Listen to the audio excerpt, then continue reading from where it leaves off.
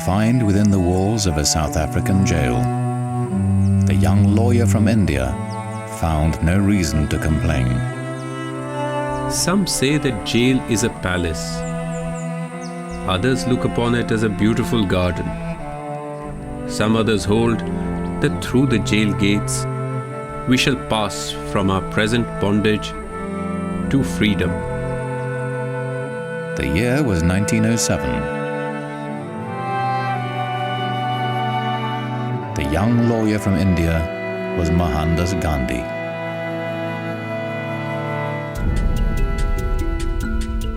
Gandhi led his fellow Indians in a non-violent struggle against racial oppression for 8 years. They marched into forbidden territory. They burned their registration papers.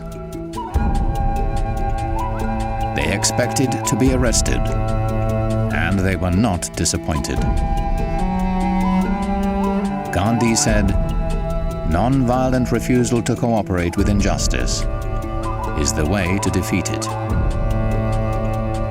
He gave his non-violent weapon a name, Satyagraha, holding to truth.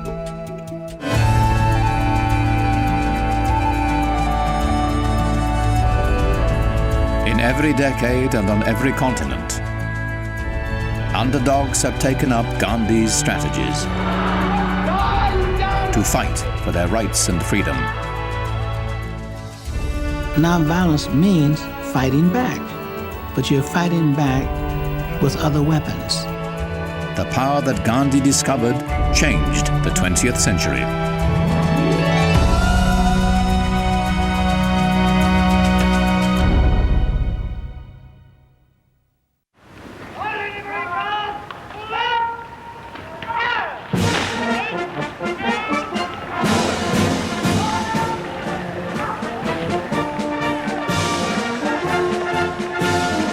India, crown jewel of the world's greatest colonial empire.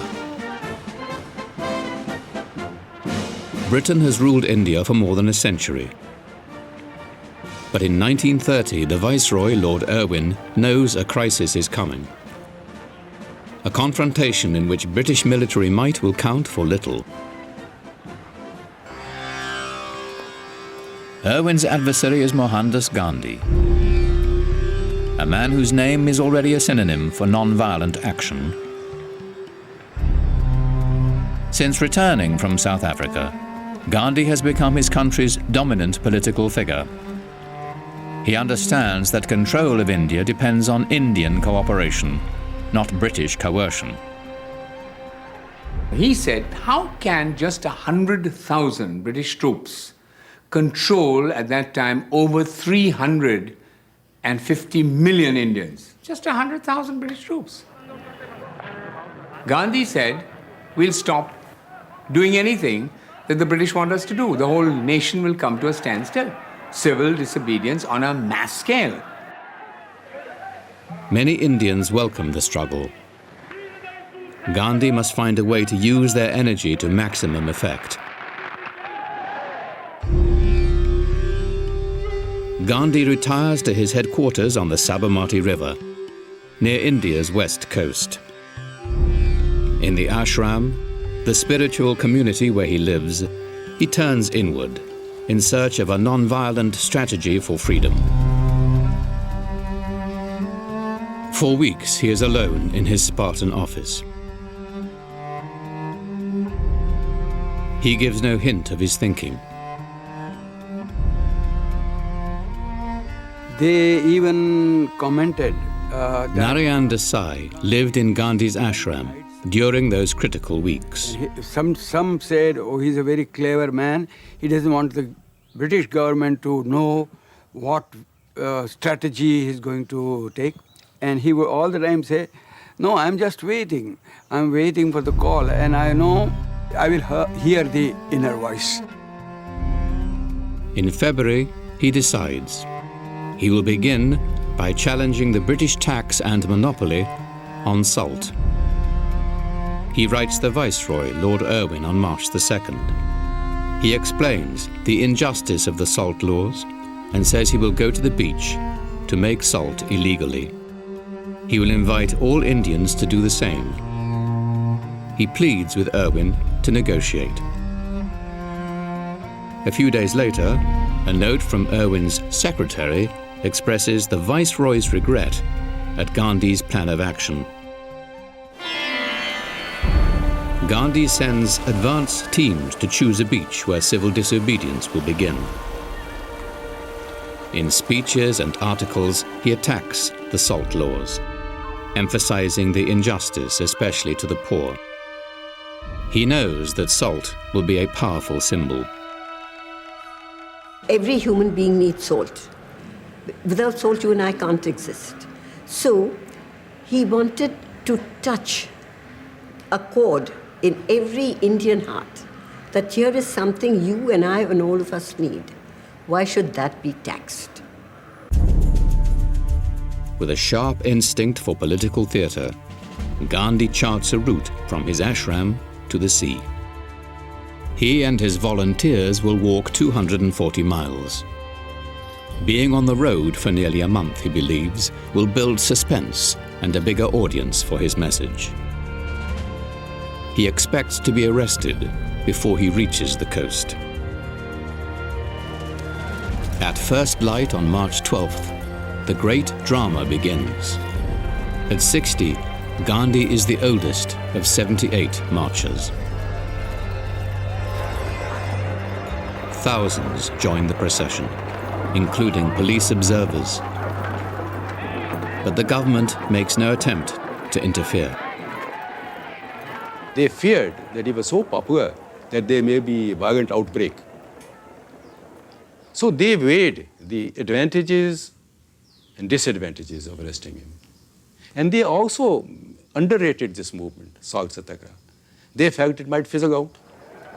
And Gandhi looked ridiculous that if he goes on marching and he does not commit any breach of the laws, we can't arrest him. What are we arresting him for? Gandhi wants to be arrested, but not too soon. The longer he marches, the more publicity he will receive. His messages are aimed equally at his immediate audience and the outside world, represented by dozens of journalists who have joined the march. In his speeches, he insists, "We must not hate the British. They have not taken India from us. We have given it to them."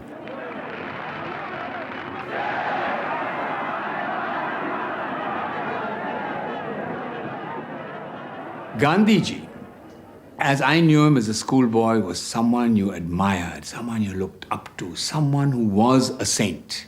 He was a saint because A, he dressed like a saint, and B, the things he said seemed to be very saintly. On the other side, as I grew up, I began to see a very shrewd student of human history. He was a man who absolutely understood human psychology. He understood the British idea of fair play. He understood that, and he knew how to play on that sentiment. Although the Crown never hesitates to use force, British administrators pride themselves on their enlightened rule and the cooperation they receive from Indian officials. Gandhi intends to remove Indian consent to foreign rule.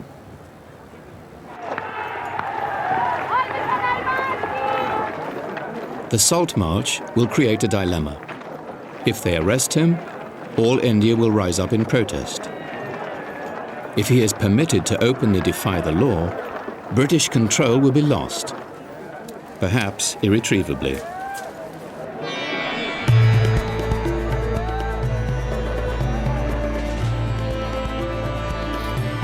In every speech, Gandhi explains the power of nonviolent resistance.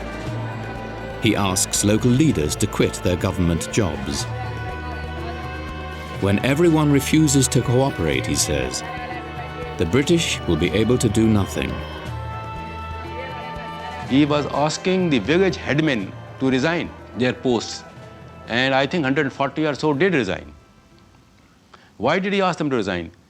It is a government, foreign government, running this country for their own benefit. And why should you serve it?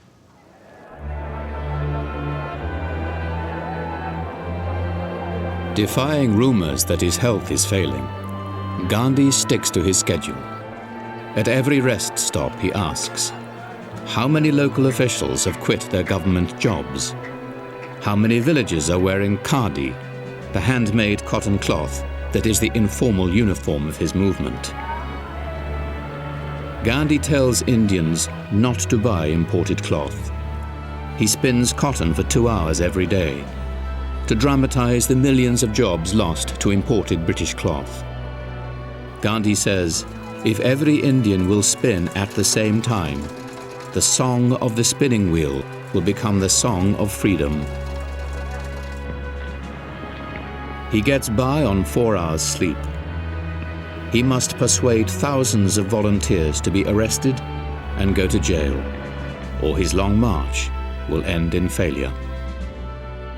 And here was a man who understood how to get the maximum exposure for his message. And in a sense, you can say he was one of India's greatest, I hate to use the word, but within quotes, advertising men. And as he marched, long before Martin Luther King's March on Washington, Gandhiji was the originator of this. And as he marched, people began to spread the word. He's on the march. He's going to defy the law. Let's join him. This is a chance to show the British without having to hit them, to show them that we stand for something. We are not just slaves. And by God, even I, who was only a schoolboy at that time, I tell you, my hair stood on end when I realized he was slowly approaching the goal. And we all knew once he picked up that handful of salt, he would be arrested. On the 24th day, the marchers approached the sea. An American newspaper editorializes, as Britain lost America through tea, it is about to lose India through salt. On the eve of the law-breaking, Gandhi meets on the beach with 12,000 supporters. Hold the salt in your fist, he suggests, and think it is worth 60 million rupees. That's how much the government has been taking from us through the monopoly on salt.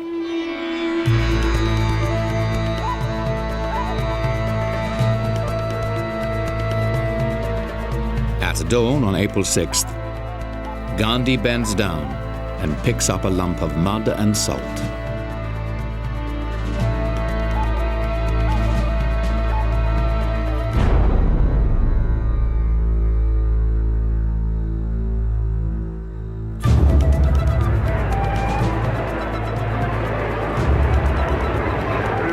News that Gandhi has broken the salt law electrifies the country.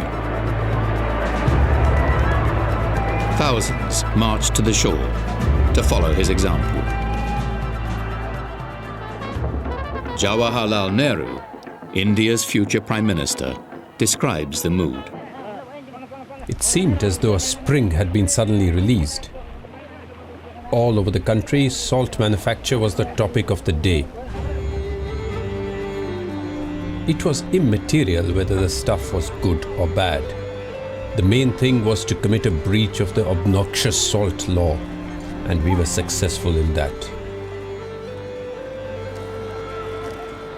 This tremendous success of salt satyagraha was not foreseen by the British. There were many skeptics who thought salt satyagraha what? You can't unseat the king emperor by boiling sea water in a kettle. So that was the assumption. But in a non-violent struggle, it is the insight of the leader which matters, What will mobilize the people? What will make them feel that they have a cause to fight for, and what will make them fight it non-violently? As his movement engulfs the country, Gandhi is surprised he's not been arrested. Visiting seaside villages, he encourages civil disobedience, which he says is only the beginning. Today we are defying the salt law. Tomorrow we shall have to consign other laws to the waste paper basket. We shall practice such non-cooperation that finally it will not be possible for the administration to carry on. When you are non-violent, how do we tackle you? How do we meet your challenge? At the most, we can imprison you. And if we imprison you, again you become more popular. We can't use arms against you. We can't use violence against you. So here is a person who has evolved a technique which overpowers the British. From the government in New Delhi, Lord Irwin cables London. The personal influence of Gandhi threatens to embarrass the administration, and in some areas he has already undermined government authority. Gandhi's headquarters are on the beach. A month after he picked up the first lump of salt, he announces an escalation. He and his volunteers will seize the government salt works at the nearby town of Darasana. Near midnight on May 4th, he writes to Lord Irwin, offering 3 ways to stop the raid on the salt works. End the salt tax. Arrest the raiding party. Or break their heads. He finishes the letter and retires for the night.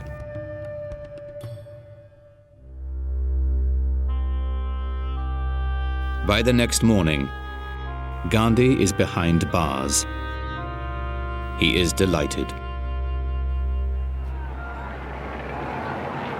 The arrest sets off a firestorm. In city after city, normal life comes to a standstill.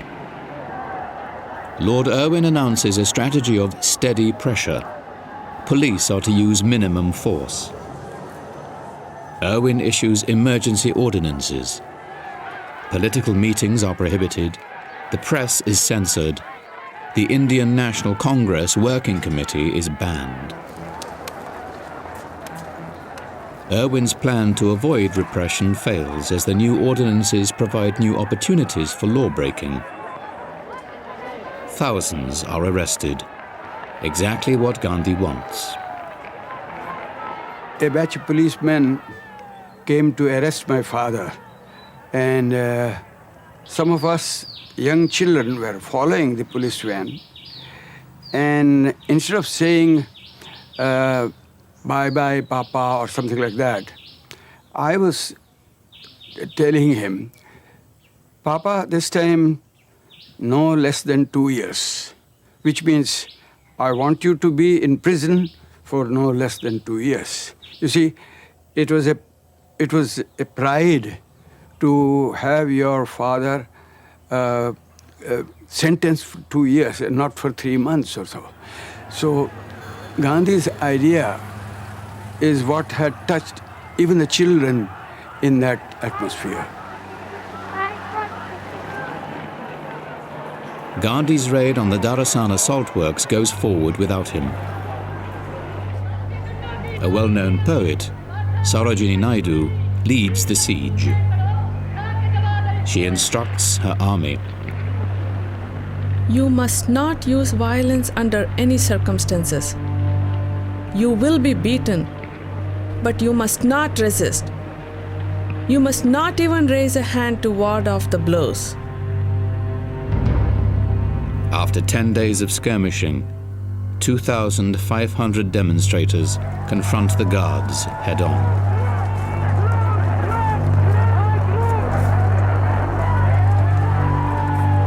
Police attack the satyagrahis with steel-tipped clubs called lathis. A United Press reporter, Webb Miller, witnessed the scene. They went down like 10 pins. I heard the sickening whacks of the clubs on unprotected skulls. Those struck down fell, sprawling, unconscious or writhing with pain, with fractured skulls or broken shoulders. Miller's report is published in nearly 2,000 newspapers, and read aloud in the US Senate.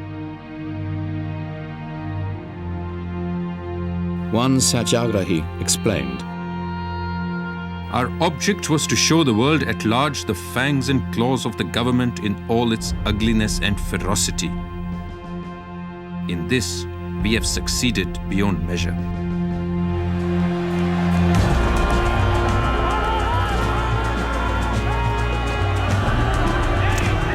In midsummer, the struggle is undiminished. Even with Gandhi and most nationalist leaders in prison, government has effectively lost control of major cities. Press reports of police brutality damage the British cause almost as much as the resistance campaign. Irwin cables the governor of Bombay. I am sure these lathi charges are exactly what our enemies want. We should be racking our brains for a way to deny them this advantage.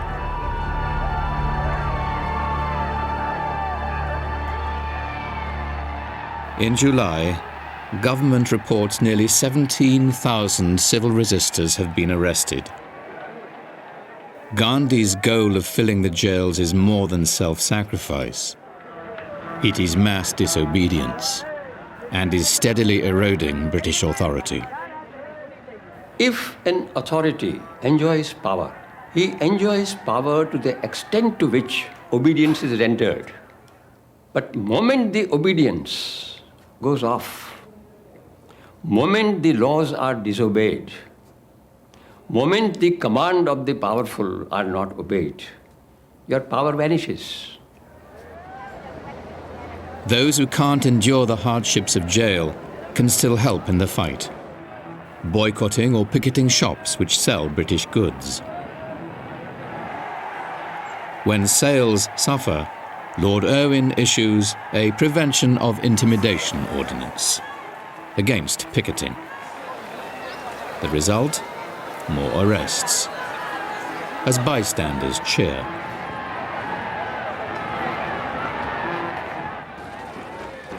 British trade with India drops 25%. And in December, 3 out of 4 foreign cloth shops are closed. By January, the British Prime Minister Ramsay MacDonald sees that negotiations are the only way to end the standoff.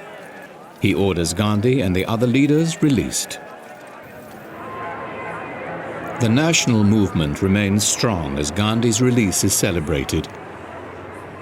But the commander knows his foot soldiers need a rest. On February the 14th, he informs Lord Irwin that he is ready to negotiate. He insists that salt-making and boycotts will continue during the talks. At the Viceroy's Palace in New Delhi, Gandhi is the first Indian ever to meet with a British ruler as an equal. Negotiations last 3 weeks. Irwin refuses to give ground on the salt laws and cloth imports, concessions which would alienate his Indian collaborators. Gandhi secures the release of political prisoners and the lifting of repressive ordinances. He calls off civil disobedience. Constitutional issues are pushed back for later talks in London. There were many people who were not satisfied. They thought that perhaps Gandhi compromised and perhaps went out of his way.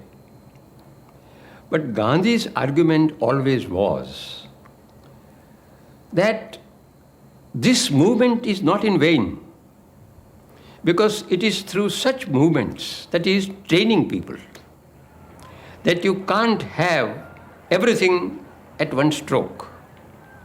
You compromise, you gather your strength, you train yourself, and then take the next step.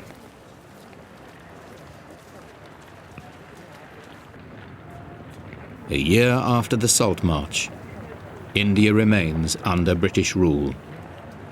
But Gandhi has ended the pretense of British legitimacy in India. By exposing injustice and ending Indians' consent to foreign rule, he has awakened the people to their own power and set India on the road to independence. Britain grants Indian independence 16 years later, in 1947. Within a year, Gandhi is dead of an assassin's bullet.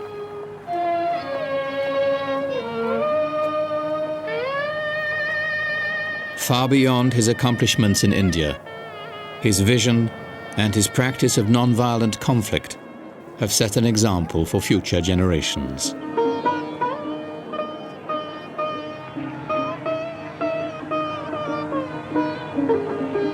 He had once said, "My technique of non-violent struggle is in the same stage as electricity in Edison's time, to be refined and developed."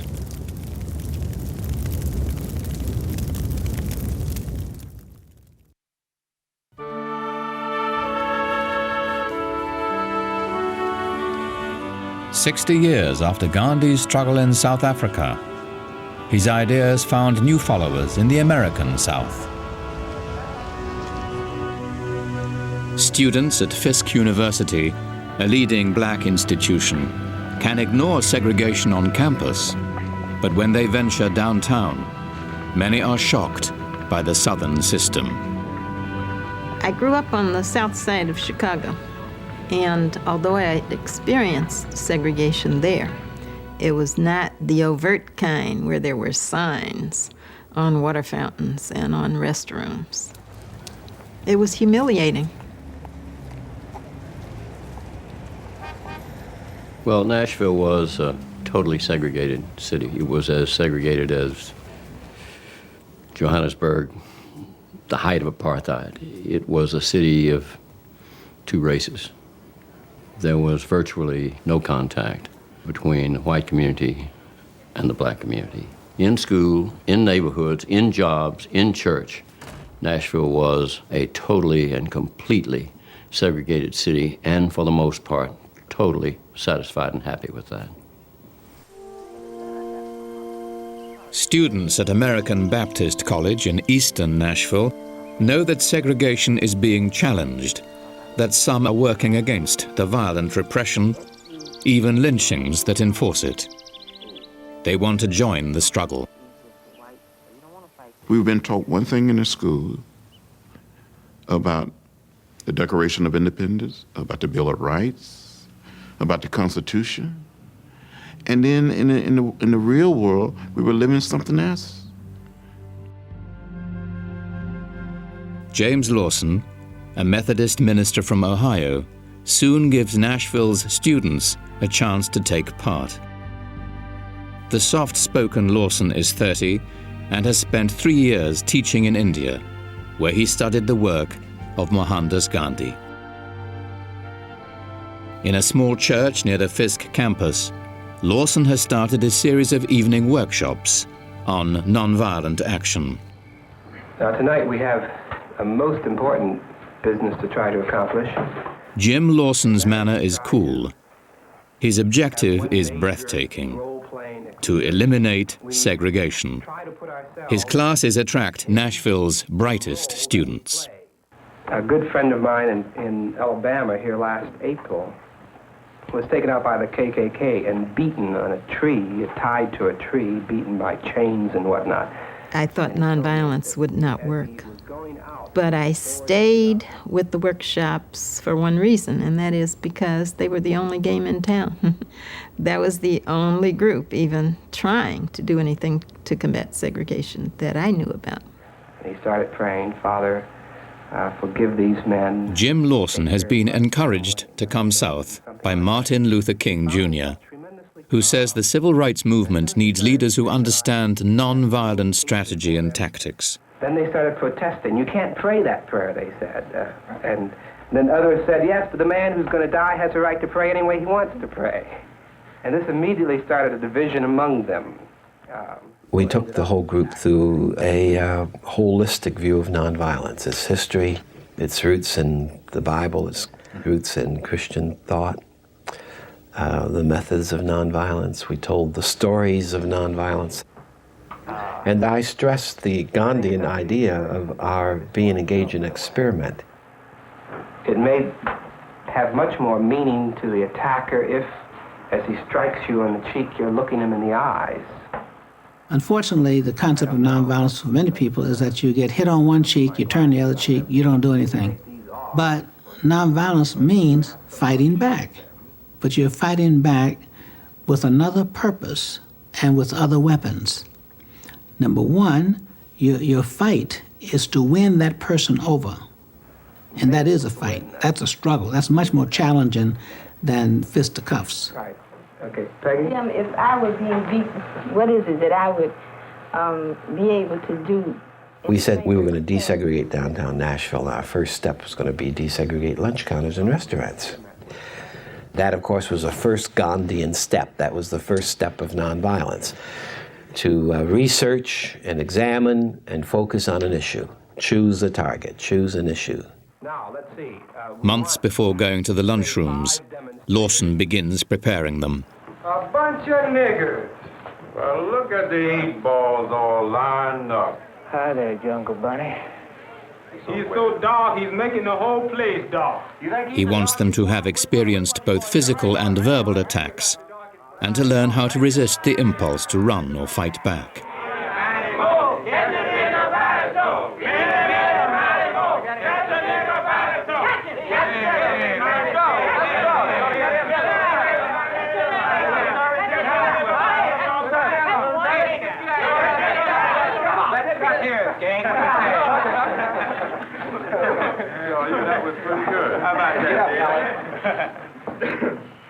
Now let's see what we've learned from this to us as to how we might act non-violently. What are the basic problems here so far? You cannot go on a demonstration with 25 people doing whatever they want to do. They have to have a common discipline.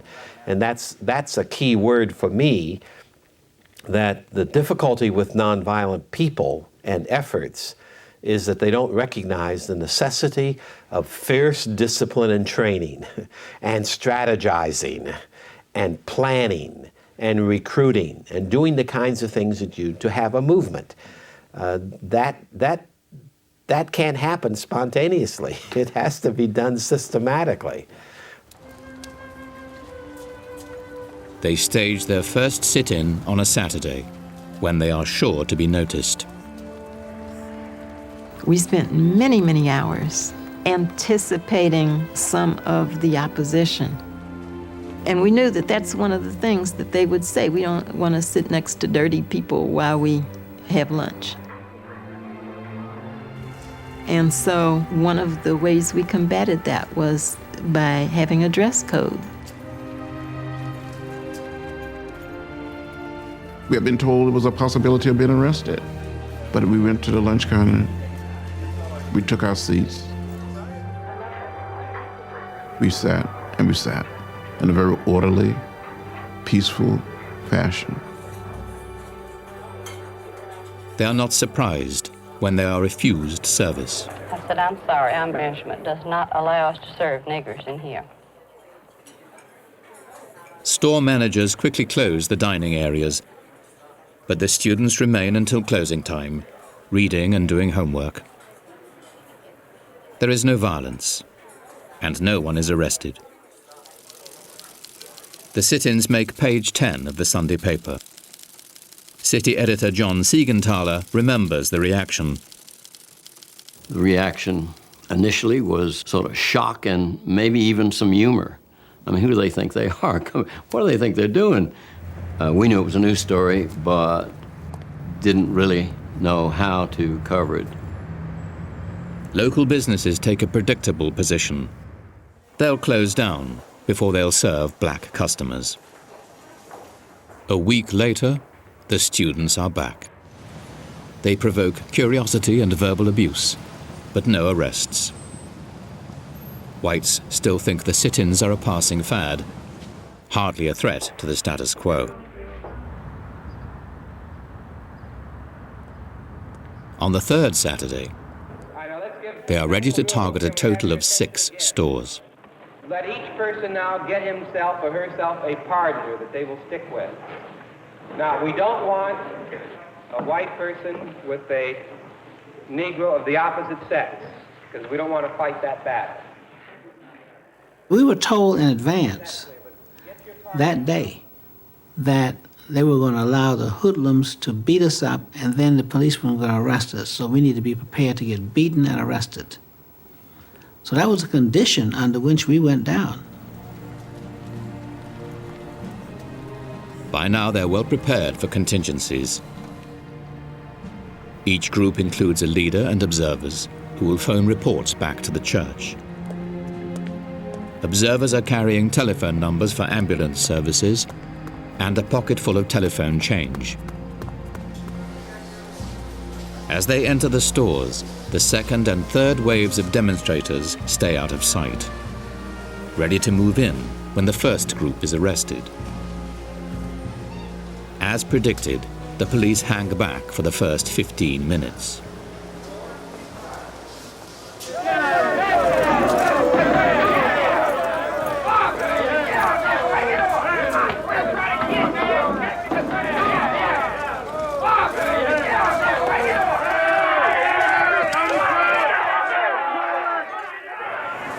Went and asked each and every one of them separately to leave.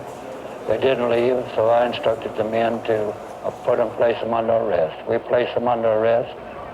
When we cleared the stools, some more colored boys and girls and white boys and girls got on the seats. It really surprised the police. They thought they had lowered the boom. And when they turned around and looked and saw a lunch counter, once again, full of Negro students, you could just see that they kind of looked at each other out of the corners of their eyes as though, do you see this? What will we do now? And there was still another group ready to take their places.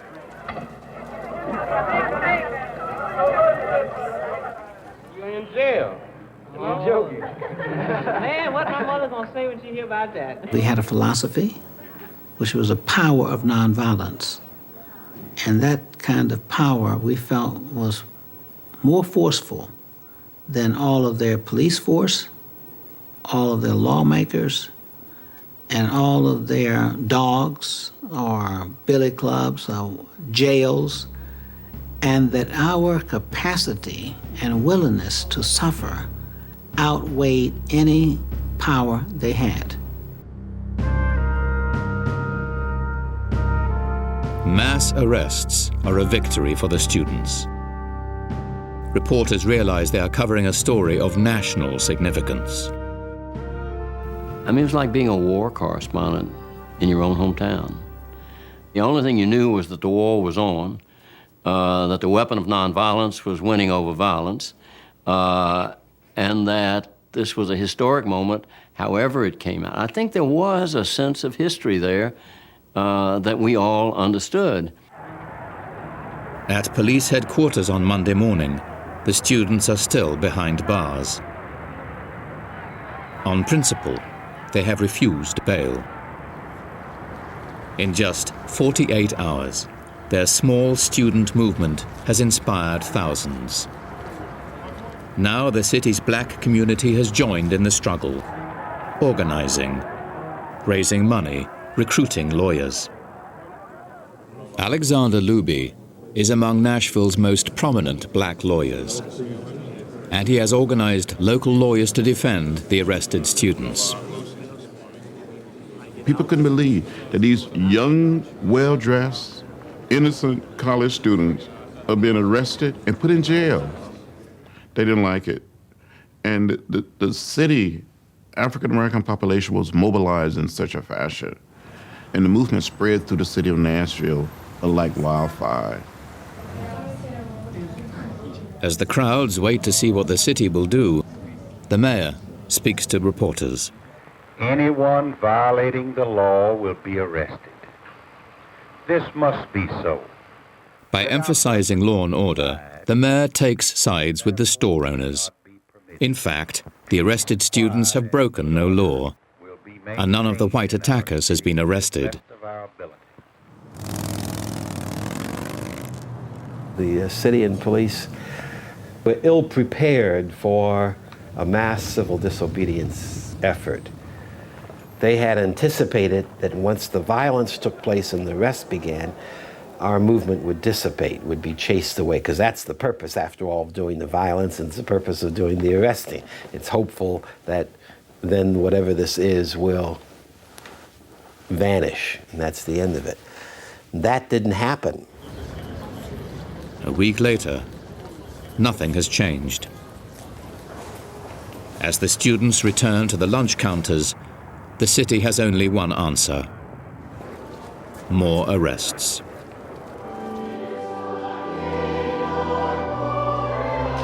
Now in the national spotlight, the movement is deluged with new recruits.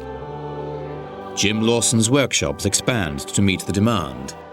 Nashville's churches provide meeting space, telephones, mimeograph machines. Now they must get the message out, far beyond Nashville. We were not simply addressing our immediate opponents. What we were doing was addressing the larger audience, the nation, the world. Because the strategy in nonviolence is that you educate a large number of constituents and win them on your side. In fact, even though we as African Americans were a minority, no change could take place unless you have the sympathy of the majority, if not the active participation. The students know that sympathy by itself may not be enough. Taking advantage of the outrage their arrests have provoked, they escalate the conflict. Sit-ins continue, but a new tactic is added: a boycott of the downtown shopping district. Picketers ask customers not to patronize stores whose lunch counters are segregated.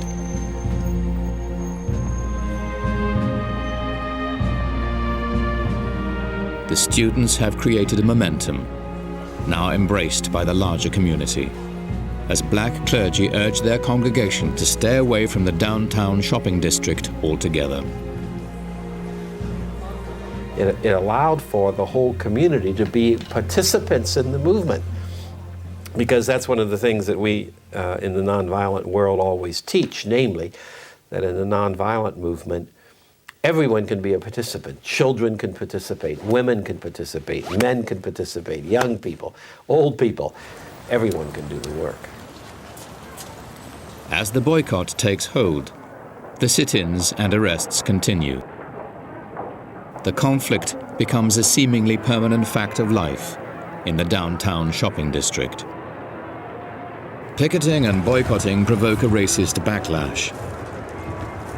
But the counter-demonstrations backfire. Frightened white people begin avoiding the downtown area, unwittingly joining the boycott. A Fisk University economist calculates that some downtown stores have lost up to 40% of their business. As Easter approaches, the usual surge of spring buying never happens. Among blacks, the boycott is estimated at 98%. That was a powerful message sent to the white community that, you know, it's one thing just to deal with these students on a Saturday to Saturday basis and lock them up and let them get bailed out, and we'll try them and sentence them to $50 fines and that sort of thing. But it's another thing when you go down there and there's nobody on the street. At Easter, the counters are still segregated. But the sit-ins have put civil rights on the national agenda as never before. For the past several months, a new strategy to end racial segregation has been spreading through the South. On Easter Sunday, NBC's Meet the Press looks at nonviolent resistance. The moderator suggests that boycotts might be better than sit-ins and arrests. Dr. King, wouldn't you be on stronger grounds, though, if you refused to buy at those stores and if you called upon the white people of the country to follow you because of both your moral and your legal right not to buy? I think, Mr. Spivak, sometimes it is necessary to dramatize an issue because many people are not aware of what's happening. And I think the sit-ins serve to dramatize the indignities and the injustices and the dissatisfaction of the Negro with the whole system of segregation.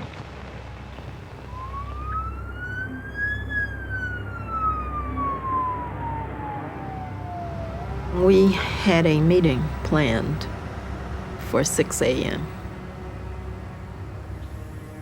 I was in the dormitory getting dressed, and I heard this big boom.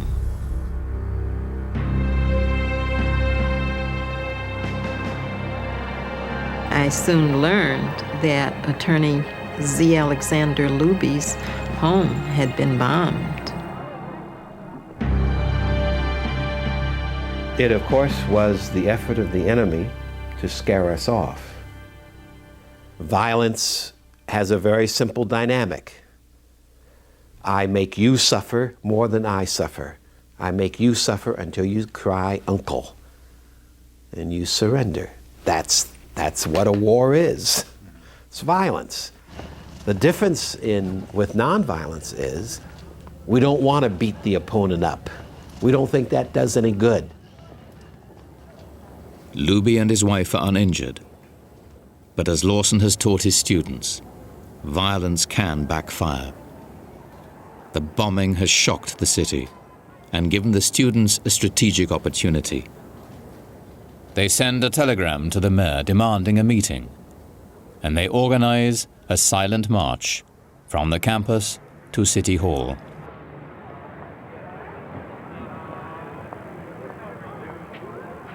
They begin with 1,500 marchers. Along the way, their number doubles.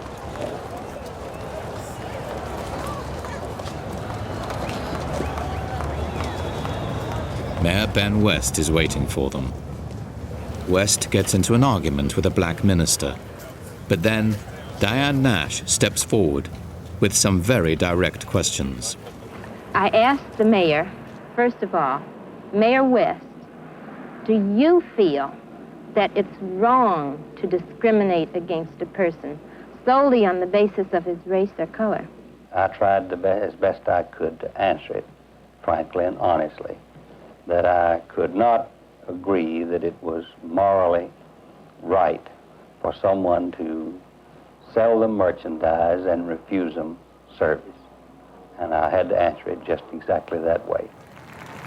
Nash goes on to ask the mayor whether he feels the lunch counters should be desegregated. He answers, yes. It was the first major change in the attitudes of the city. Nashville began to desegregate its public institutions and its department stores that day. It took 3-4 years before theaters, restaurants, all public conveyances were desegregated. But with Ben West's declaration, no, it's not right, the process of change began. The downtown retailers now tell the students privately they want to desegregate. The students devise a plan. We suggested to them, which was a great relief to them, that there would be no announcement that the demonstrations had ended. There would be no announcements that black people were being served. No announcements, no press, no police. A movement that began in the basement of a small church in September has desegregated the downtown lunchrooms by spring. They go on to desegregate other restaurants and public facilities, showing how to remove business support for segregation by making it costly and controversial. It's a weapon that will prove decisive as the civil rights movement gains momentum.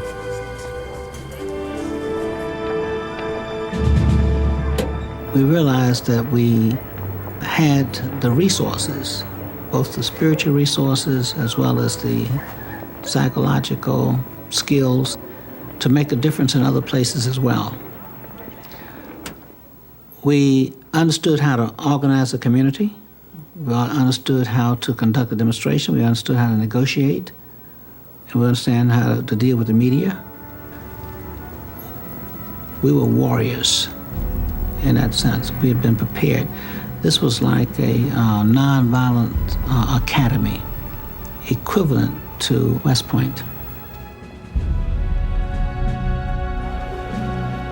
For the rest of the decade, they carry what they've learned farther south and across the country. Reflecting on what they had achieved, one of Nashville's students wrote, "You cannot wait for someone else to do it. You cannot wait for government to do it. You must make it happen through your own efforts and action and vision."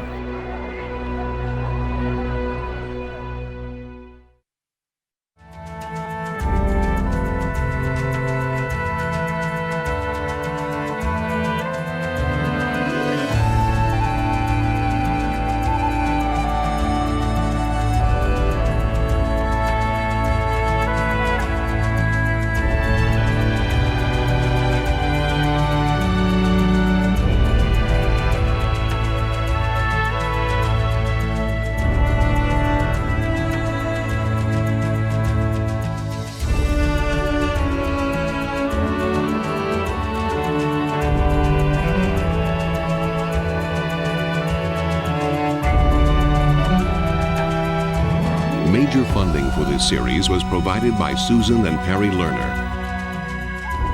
Additional funding was provided by the Albert Einstein Institution, advancing the study of strategic nonviolent action in conflicts throughout the world. Elizabeth and John H. Van Merkenstein III, Abby and Alan Levy, and the Arthur Vining Davis Foundations.